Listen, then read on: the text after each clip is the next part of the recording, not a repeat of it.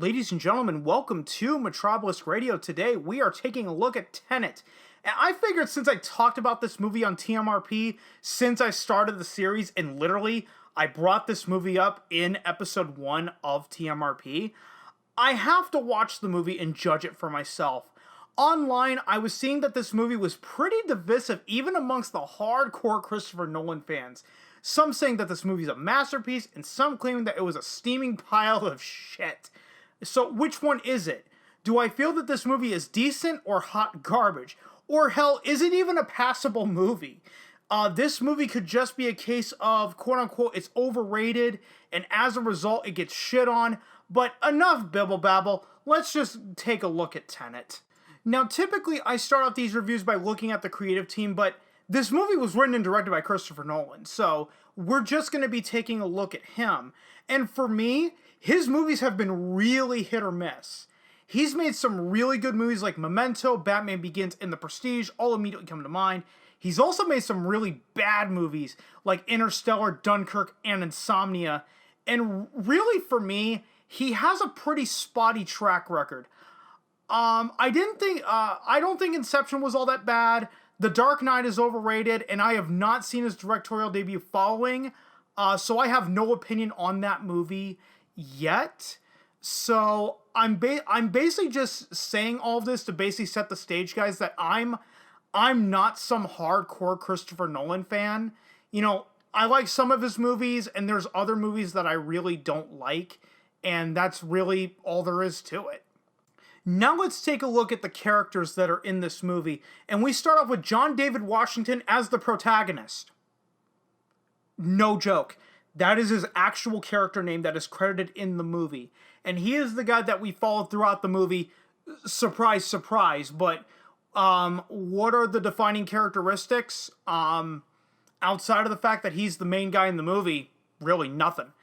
Then we have Robert Pattinson as Neil, and he's the partner to the protagonist in this movie. And he knows more than what he's letting on. And we'll get into that a little bit later, since that ties directly into the narrative. Then we have Elizabeth Debicki as Kat, and she's the woman of interest in the movie. She's an art appraiser who knowingly sold a fake Goya to her husband for $9 million, and he uses that to basically hold her a hostage. And then we get to Kenneth Branagh as Sador, and he's the main bad guy of the movie, the arms dealer, Kat's husband. Now, he has a villain, does have a motivation, a selfish one, but at least it is a motivation. He's dying of cancer and basically wants to take the world with him when he dies. And you know what? With the past decade with shitty movie villains and, oh, they're just misunderstood. If we have a selfish villain, I will gladly take that over the quote-unquote misunderstood super villain, because this person just wants a hug or a puppy. And if we just listen to them, we can solve all the world's problems with just a simple hug. Yeah, fuck you, Steven Universe. Now let's talk about the narrative of this movie. And I'm going to try and explain the narrative of this movie, and hopefully I don't confuse myself during this. And I don't mean to talk down to anyone, but, you know, this movie is just, it's all over the place narratively. There's a program called Tenet that may or may not be connected to a government agency that's never explained, where these people are using time travel to save the world from breaking on to World War III. Apparently, there's some guy who's sending bullets back through time that can fire backwards into the gun. And how does the time travel work? Honestly, Nolan doesn't even explain it. Right at the beginning, within the first 30 minutes, when the protagonist is talking to the scientist, when she's going over, you know, the bullets, I don't even remember what the hell they call it, and they do it through like nuclear fission. That's basically all I remember. The scientist literally says, "Don't try to understand it, just feel it." And with that one line, keep in mind, Christopher Nolan was the sole writer and director on this movie. So I'm led to believe that Nolan himself subconsciously thought that his time travel theory was complete, utter bullshit.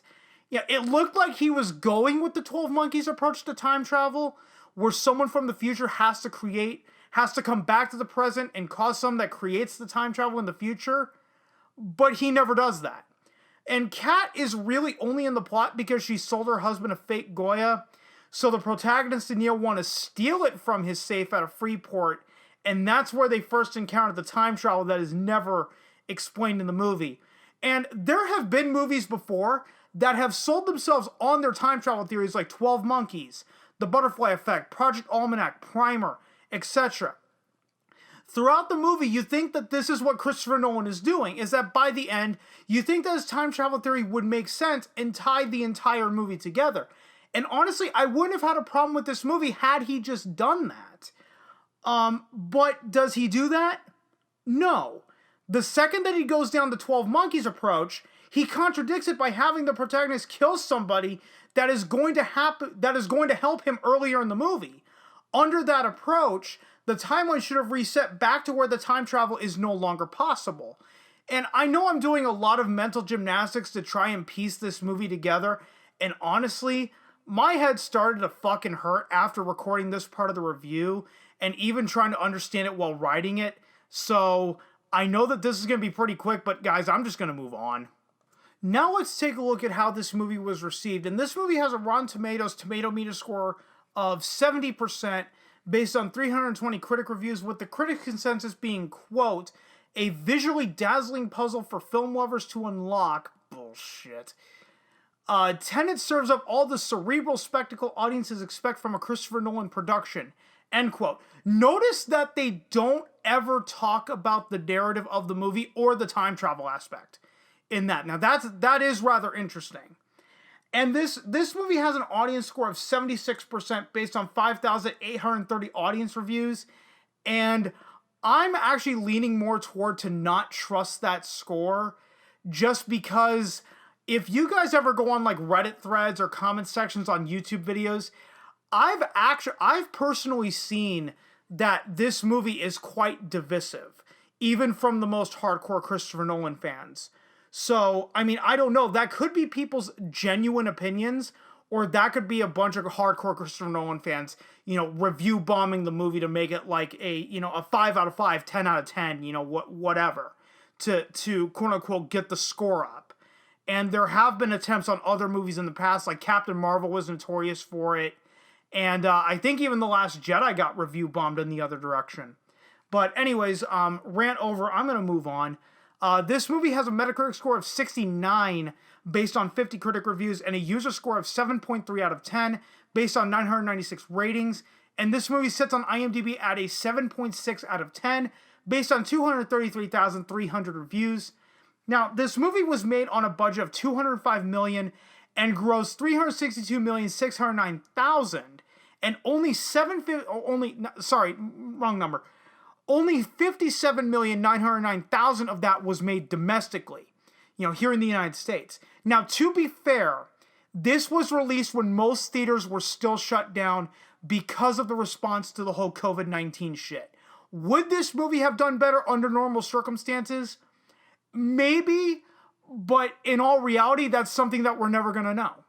Make no mistake, this is a time travel movie where the time travel makes no sense logically. It's not just the bullets that fire backwards into the gun. It's also the people that are moving backwards through time and you see them running backwards. There's no explanation for it. The narrative is simple enough. Stop this guy who wants to selfishly take the world with him when he commits suicide because he has stage 4 pancreatic cancer. Also, save the princess to a degree. If the core of your movie is time travel and it makes no sense, then I'm sorry. The amount of bullshit is going to take me out of the movie. And this is why Christopher Nolan needs to work with someone that can counteract his bullshit at times. Now, I'll keep repeating this until everyone gets sick of it. The key to a good time travel plot is that the time travel has to make sense logically.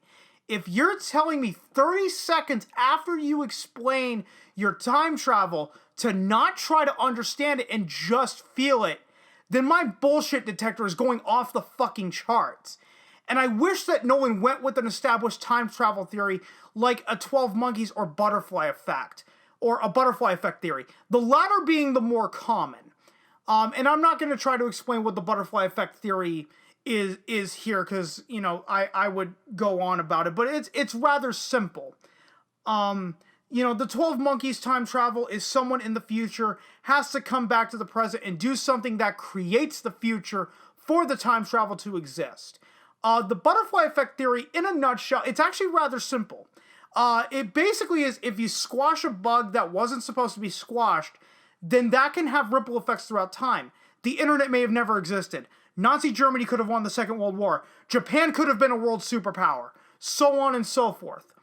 The problem with this movie was Nolan was trying to be quote-unquote original, but he forgot to base his time travel theory in logic.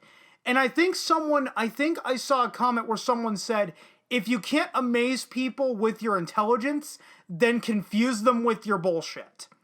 And I am going to end the review right here, guys. Thank you so much if you made it this far. If you would like to follow me but don't know where, I do have a blog that is metropolisradio.blogspot.com. I treat that more like social media than anything. If you want to follow me on a social media platform, I am on Twitter with my Twitter handle is @Metropolisk. That is with a capital M, lowercase e, T-R, capital O, lowercase B-E-L-I-S-K. Now, if you cannot fucking stand Twitter, which I do not blame you for 1 second, I am also over on Parler with the exact same handle. And I do a gaming live stream every Friday night around 10 p.m.-ish Eastern Standard Time over on the YouTube channel.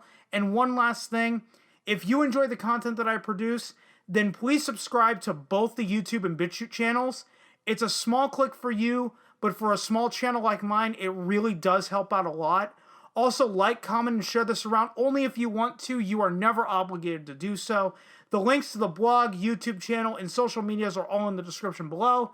That is going to do it for this video, guys, and I will see you next time.